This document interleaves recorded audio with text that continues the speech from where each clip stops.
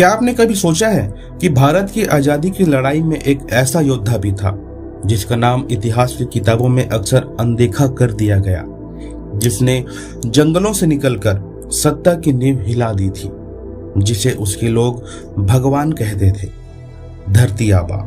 उसका नाम था बिरसा मुंडा। आज विश्व आदिवासी दिवस के इस विशेष अवसर पर आइए हम उस असाधारण व्यक्तित्व की कहानी को जानें, जिसने न केवल अंग्रेजों का विरोध किया बल्कि एक नई चेतना और आत्मबल से पूरे आदिवासी समाज को खड़ा कर दिया। बिरसा मुंडा का जन्म 15 नवंबर 1875 को झारखंड के खूंटी जिले के उली हातू गांव में हुआ था। वह मुंडा जनजाति से थे, एक ऐसी जनजाति जो प्रकृति की पूजा करती थी और सदियों से जंगलों में स्वाभिमान के साथ जी रही थी। बिरसा के पिता का नाम सुगना मुंडा और उनकी माता कर्मी हाटू थी। गरीबी, कठिनाइयों और संघर्षों के बीच बिरसा ने बचपन बिताया, लेकिन वे बचपन से ही अलग थे, चुपचाप गहन विचारों में डूबे रहने वाले। उन्हें बचपन में ही मिशनरी स्कूल में पढ़ने का मौका मिला, जहां उनका नाम रखा गया बिरसा डेविड।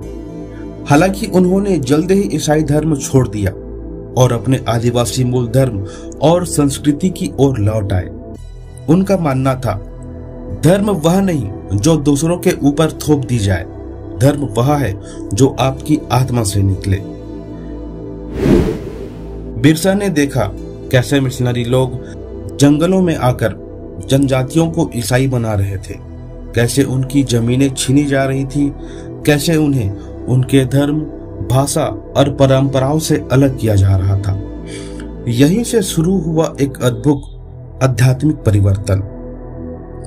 बिरसा ने खुद को एक सामाजिक और धार्मिक मार्गदर्शक के रूप में प्रस्तुत किया। उन्होंने कहा, हमारा धर्म हमें प्रकृति से जोड़ता है, जंगल हमारा घर है और धरती हमारी माँ।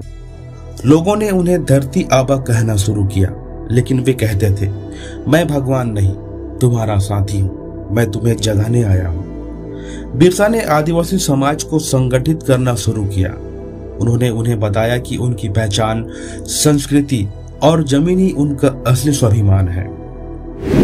1895 में बिरसा ने इतिहास का सबसे बड़ा आदिवासी आंदोलन छेड़ा, उलगुलान, जिसका मतलब होता है महाविप्लव। ये आंदोलन सिर्फ एक विद्रोह नहीं था, ये एक चेतना थी, एक जागरूकता थी।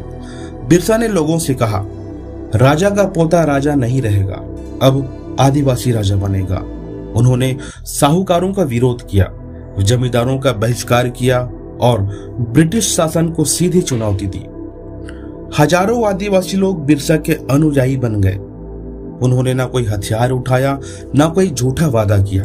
उनकी शक्ति थी सच, संगठन और संकल्प। उनका आंदोलन जंगलों से निकलकर शहरों तक फैल गया। 1899 और 1900 के बीच बिरसा का आंदोलन अंग्रेजों के लिए एक सिरदर्द बन गया। उनकी अगुवाई में आदिवासियों ने अंग्रेजों के थानों, चौकियों और मिशनरी ठिकानों पर हमले शुरू कर दिए। बिरसा का नाम ब्रिटिश इंटेलिजेंस रिपोर्ट में भारत का आदिवासी मसीहा कहकर दर्ज किया गया। अंग्रेजों ने बिरसा को पकड़ने के लिए इनाम रखा, 200 रुपए का। आखिरकार 3 फरवरी 1900 को बिरसा को चक्रधरपुर के पास गिरफ्तार कर लिया गया, लेकिन गिरफ्तारी के बाद भी लोगों की श्रद्धा और प्यार कम नहीं हुआ। वे अब धरती आबा को भगवान मानने लगे थे। बिरसा को रांची जेल में बंद कर दिया गया। सरकार ने कहा, बिरसा की मृत्यु मलेरिया से हुई है, लेकिन उनके अनुयायी आज तक इस बात पर विश्वास नहीं करते। उनका कहना है, धरती आबा को जहर दिया गया, उन्हें मारा गया क्योंकि वह व्यवस्था से बड़ा बन गया था। बिरसा की मृत्यु 9 जून 1900 को हुई, सिर्फ 25 साल की उम्र में। लेकिन यह मृत्यु नहीं थी, यह एक अमरता की शुरुआत थी। बिरसा केवल एक आंदोलनकारी नहीं थे, वे विचारधारा थे। उन्होंने कहा था, धरती हमारी माँ है, जंगल हमारे पिता हैं और नदी हमारा जीवन। उन्होंने अपने समाज को आत्मनिर्भर बनने का संदेश दिया। उन्होंने महिलाओं को बराबरी का हक दिलवाया।